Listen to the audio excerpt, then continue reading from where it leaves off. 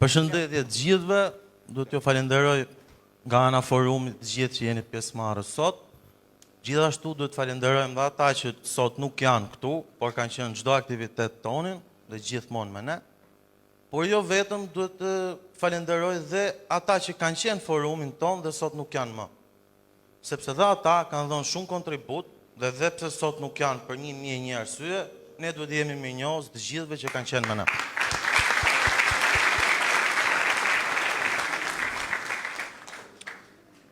Para se të jap një sugjerim të vogël, doktor, unë mendoj se partia jonë ka shumë probleme dhe kush është në këtë sallë këtu, por jo vetëm, ka një qasje shumë më praktike dhe shumë më të vërtet ndaj zgjidhjes këtyre problemeve dhe mendoj që është shumë e mirë që ne të bënim një takim tjetër pa kamera, pa televizor, me duart mbyllura midis forumit dhe jush, sepse unë jam me parimin që problemet e shtëpisë fliten brenda shtëpisë dhe nuk fliten në sytë e botës.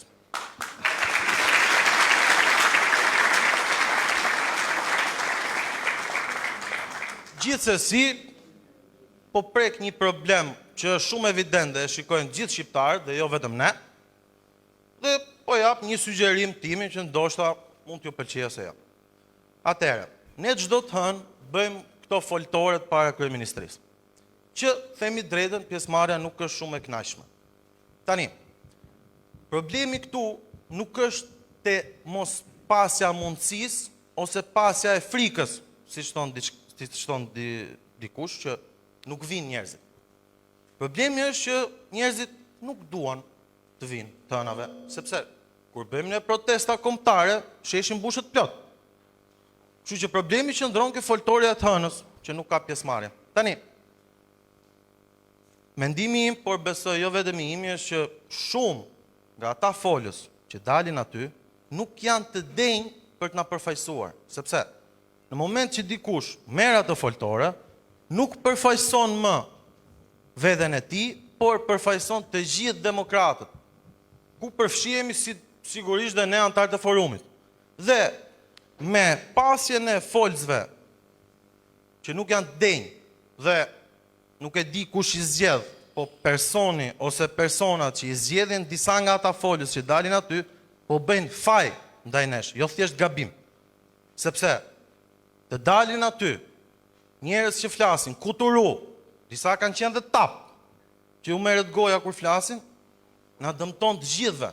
Dhe sidomos ne rinin, sepse ne e kemi karrierën politike para dhe e kemi jetën para në Shqipëri. Dhe dëmtimi i PD-s dhe imazhit PD-s në publik na dëmton më shumë ne se sa ju, doktor. Tani, një mendimi imi se si mund ta zgjidhim ne këtë problem është që çdo të hënë të bëjmë një foltore specifike. Pra, një të hënë të kemi për arsimin, të kemi mësues, të kemi ekspert, të kemi profesor, një të hënë tjetër të kemi doktor, të jemi për shëndetësinë, problemet që kanë shëndetësi, një ditë tjetër për bujqësinë, një ditë tjetër për naftëtarët, një ditë tjetër për minatorët, e me radhë. Problemet në Shqipëri janë të pafundme, temat janë të pafundme.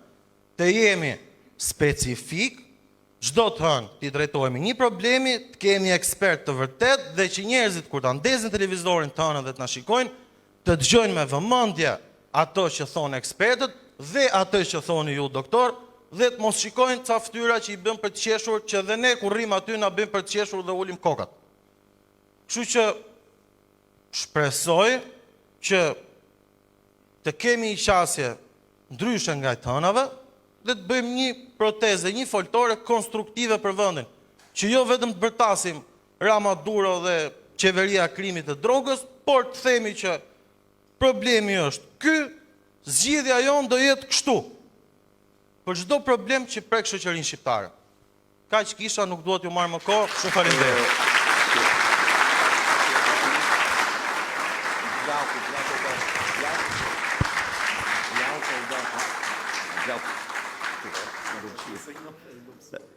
Faleminderit Glauk për ndërhyrjen edhe për mendimet. Glauk, tani një sqarim duhet bëj. Foltorja nuk synon prani të madhe. Jo. Do më thanë, synon paka shumë atë prani. Cili ishte qëllimi saj, që t'jem i hapur me ju se po. Qëllimi saj ishte një mikrofon, një zë, në derë të qeverisë, kundër qeverisë, nga deputet dhe nga qytetar. Ky është qëllimi saj. Nuk është qëllimi i saj protesta. Nuk është qëllimi i saj masive. Jo, ka atë qëllim. Ku do flasim qytetar të ri, të njerëz të formimeve të ndryshme. Pra, nuk duhet nuk edhe njerë, një foltore nuk është një protest masive. Është e asaj për mase. A mund të përzgjidhen më mirë folsat? Absolutisht po, dhe ke shumë të drejtë. A mund të kalohet në profile, siç e propozon, edhe kjo mund të bëhet në një farë mënyre, po t'i kesh vure, në serinë e folsave ka patur folsa që kanë folë për çështje të caktuara, por kjo edhe kjo nuk e pengon as pak që të bëhet njërë tjetë për një fushë, pastaj fushën tjetër me radhë. Është plotësisht e mundshme.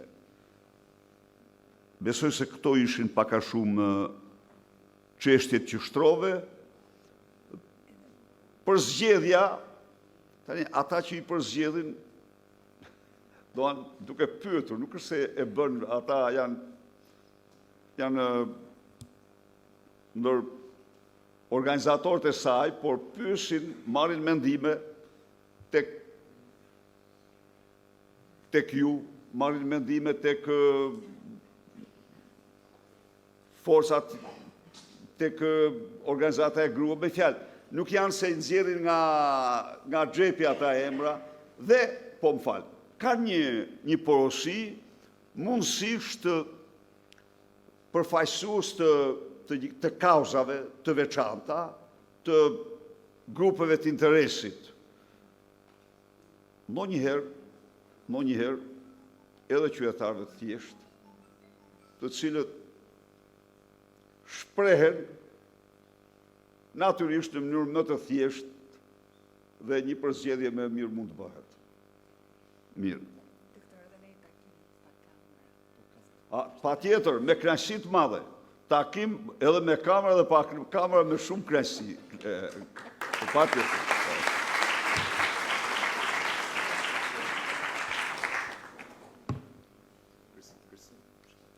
Mirëmbrëma zoti Berisha, mirëmbrëma të rinj, unë jam Adelina Dragoshi, antare e Forumit Rinor të Degës 2.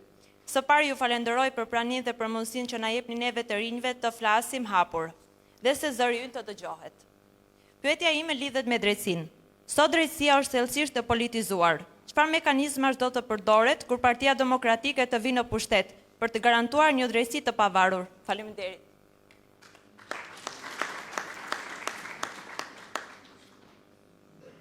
Faleminderit për pyetjen.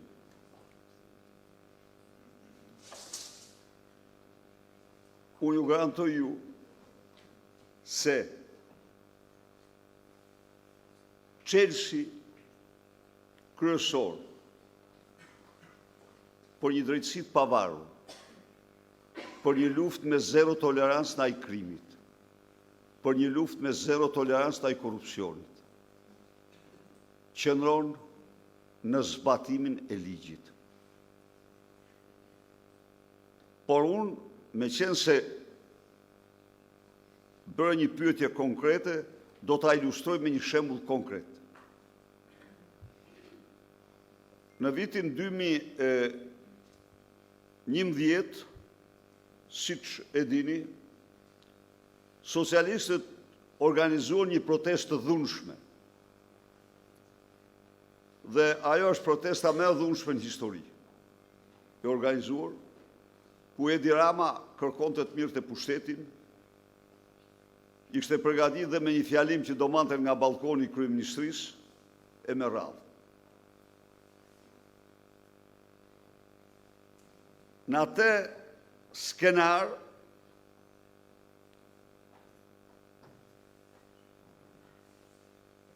jo vetëm për mua, por edhe për organizata ndërkombëtare, u bëhet qartë se ishte një skenar politik. Dhe nga ata që unë akuzova në skenar politik, ishte edhe ish prokurorja e përgjithshme. Kjo zonjë, pas kësaj ngjarje, edhe para kësaj ngjarje, por edhe pas kësaj ngjarje, kjo se në atë kohë hetimin e personave me imunitet e kishte prokuroria e përgjithshme, nuk kishte prokuroria veçantë. Ka paraqitur jo një, por të paktën 3 kërkesa për heqje imuniteti. Tani unë ju them ju këtu, në mënyrë absolute, as për një të mitën e sekondës, nuk më ka shkur kur media që t'i thonim jo se i ke politike. Përkundrazi, ministrat kanë dhënë dorëheqje, kanë dorëzuar vetë imunitetin dhe parlamenti është mbledhur formalisht për të kryer aktin e dorëzimit të imunitetit të prokurorisë. Formalisht, sepse secili prej tyre, dhe ka ndodhur 3 herë jo një, ka dorëzuar imunitetin.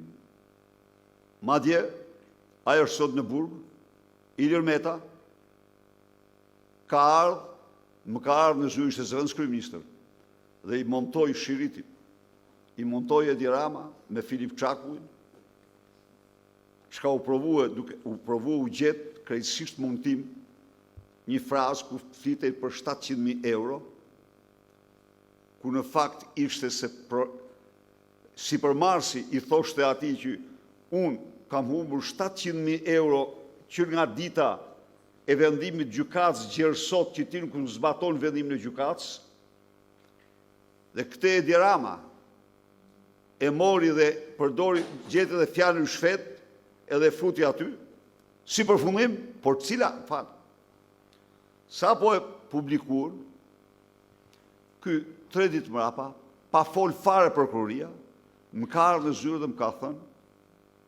ka thënë se unë po jap dorëheqjen si zëvendës kryeministër, edhe dorëzoj imunitetin, sepse nuk pranoj që të shkoj para një djali, para së një vajzët, prokurore apo prokurore, si zëvendës kryeministër, por do shkoj aty si qytetar i thjesht.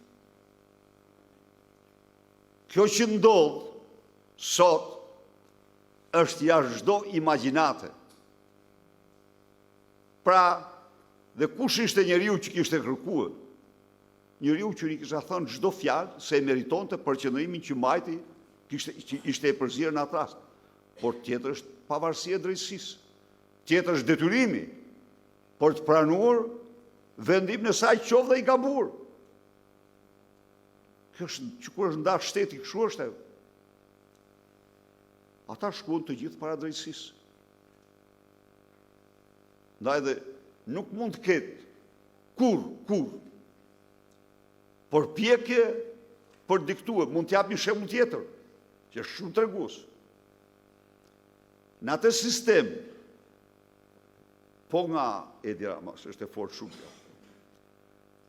Ishim në një takim me të huaj, edhe ngrihet dhe më akuzon, ky thot, pasi kish mbajt një fjalim dhe kish thënë se gjykata kushtetuese ka hedhur poshtë 37 ligje dhe vendime të tij si kryeministër. Pas kish harruar se ç'kish thënë, pas gjysmë ore thot se ky bën ligjin dhe u dikton çdo gjë gjykatave. Dhe unë thash aty, zotëri, a e ndëgjuat këtë? Ky tha njerë 37 vendime, dhe e vërteta kjo. E vërtet që i këshin edhe poshtë. Dhe absolutisht për mua një pjesë pa drejt, por nuk mund diskutohet. Pavarësia e drejtësisë është pavarësi drejtësie, ti nuk mund të bësh drejtësin, se pastaj bësh monizmin, pastaj s'ka nevojë për drejtësi. Pra, nuk ka diskutim që ne jemi parti e shtetit ligjor, dhe si parti e shtetit ligjor, ne nuk vëm kur në diskutim pavarësinë e sistemit gjyqësor. Jo.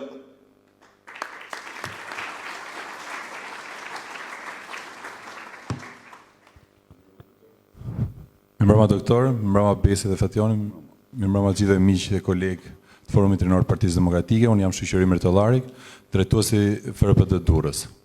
Doktor, unë i qëndroj shumë asaj çfarë tha Glauku, që problemet tona të mëdha nuk duhet diskutohen me kamera dhe live. Më duket sikur e kisha këtë mendim edhe më përpara dhe dua të them që në një periudhë, në një moment ku jetojmë në një Big Brother si ato të George Orwell të 1984 të drejtuar nga qeveria Rama me një makineri shumë të madhe propagande, që nuk arrin dot të shikojnë vjedhjet galopante të qeverisë dhe arrin dhe shohin një qimet vogël ke Partia Demokratike dhe arrin edhe bëjnë sigurisht një traj i madh. Në këto kushte do të jemi shumë diskret edhe tu kam një kritik shumë të madhe edhe për drejtuesit e tjerë të Partisë Demokratike, për leadershipin e Partisë Demokratike, që mbledhje shumë të rëndësishme të Partisë Demokratike, përpara se sa të dalin dhe të marrin vesh strukturat e tyre, dalin me mesazhe në mediat kombëtare të vendit, edhe këto nuk janë as pak të shëndetshme për një forcë politike që cilat problemet dhe shqetësimet ato që i ka i zgjidh brenda dyerve të tyre, dhe jo atë çka ka shtëpia e tregon fëmia, sepse këto lloj politikanësh nuk janë fëmijë, po janë njerëz që kanë përgjegjësi mbi supe dhe përfaqësojnë demokratët, përfaqësojnë ne të rinjve, përfaqësojnë ata që ju kanë marrë votën dhe duhet të jenë shumë diskret. Dhe kjo është një kritik që besoj që ju e keni diskutuar, por po ja bëjmë ne të rinj ndoshta për t'i thënë që ne i shikojmë çdo gjë dhe nuk është në favorin e Partisë Demokratike dhe të asaj pune që ne bëjmë në përditshmëri. E dyta, doktor, mendoj që këto foltoret që i bëni ju nuk janë vetëm të mjaftueshme kaq. Në këtë makineri të madhe propagande që jemi duke përballur dhe luftuar për ditë, duhet që çdo drejtues i Partisë Demokratike, çdo deputet i Partisë Demokratike të dalë në zonat dhe të takojë, të flasë me qytetarët, të diskutojë, të shohë çfarë problematike ka dhe këto ti publikojë, ti bëj publike që ti shikojmë. Dhe nuk mjaftojnë, nuk mundemi dot në gjithë këto media dhe gjithë këtë presion të madh propagandës ta luftojmë me kaq sa po bëjmë. Duhet bëjmë gjithë pak më tepër. Këtu po them duke filluar nga vetja ime si drejtuesi i Forumit Rinor të Partisë Demokratike të Durrësit, por meqense është Besi, Fationi, ju personalisht po dhe ata që na ndjekin nëpërmjet mediave që janë drejtues dhe kanë marrë përsipër një detyrë dhe një përgjegjësi. Nuk do të zgjatem shumë, ndoshta do të diskutojmë më shumë tek ai takimi tjetër që do jetë pa kamera. Faleminderit doktor. Shumë faleminderit. Ke prekur një nga çështjet më themelore që ka të bëjmë me armën më të keqe, më të egër të narkodiktaturës sot me censura. Edi Rama sot kontrollon minimumi 90% të gjitha medjave. Si pas raportit ndërkombëtar, kontrollon jo vetëm politikat editoriale, kontrollon edhe lajmin. Censuron lajmin, manipulon lajmin dhe bën gjithçka kundër opozitës. Këto media nga Mëngjesi i Gjerë Darkë mashtrojnë qytetarët, glorifikojnë të keqen, një lloj si dikur në diktaturën hoxhiste. Këto media janë në vetvete instrumenta mafios të tmerrshëm, të cilët me parat e taksave të qytetarëve, në kundërshtim me ligjin dhe kushtetutën, paguhen, shpërblehen, ju i patë se si ishin rrugët, që i thoshte, ajta marrë kaq se do jap, ati i botuesi kaq, do jap kaq, ushqehen me paratë të taksave vetëm për të mashtruar nga Mëngjesi i Gjerë Darkë. e kam të regu disa herë të regoj prapë sot, është një bolino, merë token e dhënë për gjimnaz nga pronar Fisnik Tiranas, lanë komunitetit që për i 50.000 banorësh për të ndërtuar një gjimnaz për fëmijët e tyre. Edi Rama ja e këti me €1. Prit. Dhe kur njëri nga këta Tiranasit që ka lanë tokën aty, ishte socialist, patronazhist, shkon dhe shpërblehet me atë tokë €3 milion. Tokën e kishtë vetën, nuk mund të, nuk ja mori kujtë. €3 milion për tokën që e mori me €1 Carlo Bolino. A mund të imagjinojë se mund dhe... Me 4 vendime me emër nga Edi Rama. Kjo janë të tjerë që marrin 100 milionë vetëm për të mashtruar. Duhet jemi jashtëzakonisht, duhet përpiqemi shumë. Shiko çfarë bën. Ja, e thash edhe diku tjetër. Nxjerr një teknikë e ulët, amorale. Zyra e tij fabrikon gënjeshtra. Se kryeministri do të marrë 1 milion palestinez. Se kryeministri do paraqitet në gjykatën e New Yorkut për McGonigalin, me datën kaq. Se do ndodh kjo, është teknikë e njohur. Po teknikë jashtëzakonisht poshtruese për qytetarët. Dhe pastaj del që këto ishin gënjeshtra dhe që kryeministri është i pastër, nuk janë të vërteta. Shiko çfarë gjerkua rrin, në çfarë nivelesh të ulta arrin propaganda e cila mbahet me parat e taksave. Ndaj dhe ajo që thatë ju, është jashtëzakonisht rëndësishme që ne të përdorim në shkallë maksimale rrjetet sociale. Nuk kemi rrugë tjetër. Rruga e vetme për opozitarë që duan të bëjnë transparencë është përdorimi maksimal i rrjeteve sociale. Faleminderit.